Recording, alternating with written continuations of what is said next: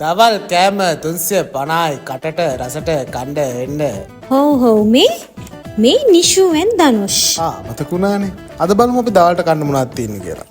අද කමුද බිරියානි නම් biryani, fried rice නම් ෆ්‍රයිඩ් රයිස්. රයිස් එන් කරිත් තියෙනවා.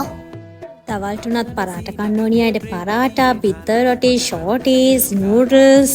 ශ්‍රී ලංකන් වගේම මෙතන චයිනීස්, කොරියන්, තායිලන්ඩ්, ඉන්දියන් වගේම සුප් වර්ග, මොජිතෝ වර්ග ගන්න පුළුවන් මෙතනින්.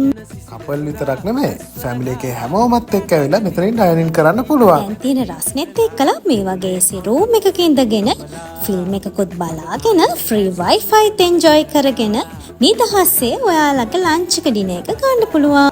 වයිෆ් ගේ ආසම මීල් එක තමයි ලෑම්ප් රයිස්. කවුද අනේ අකමැති ලම්ප් රයිස් එකක් ගන්න? අපි try කරලා බලන්න 350ට තියෙන රයිස් ඇන් කරි එකක් ගත්තා. ඇත්තට කියනවා නම් ගත්ත හැම කෑම එකක්ම හරිම රසයි. අපි දෙන්නට ලම්ප් රයිස් එකෙම බඩත් පිරුණා. කියන්න බැරුණානේ මේ රෙස්ටුරන්ට් එක තියෙන බියගම. බියගම පැත්තේ ඉන්න අයට, බියගම පැත්තෙන් එන අයට ජෝන් ඇල්බර්ටෝ රෙස්ටුරන්ට් එක තමයි මේ. මෙයාලගේ ලම්ප් රයිස් එක රුපියල් 850යි උනේ. මේ කාලේ කොහෙන්ද දන්නේ 850ට ලම්ප් රයිස්? ඒ වගේම තවත් ඔෆර්ස් උත් තිබ්බා. අපිත් බැලුවා මෙච්චර කෑම රස උනේ කොහොමද කියලා. බලද්දි මේක ඉන්දියන් චෙෆ් කෙනෙක් තමයි කෑම හදන්නේ. ලන්ච් එකෙන් පස්සේ චොක්ලට් ආප්පත් කන්න පුළුවන්. මේක බියගම තියෙන ජෝන් ඇල්බර්ටෝ රෙස්ටුරන්ට් එක. ඔයාලා try කරලා බලන්න.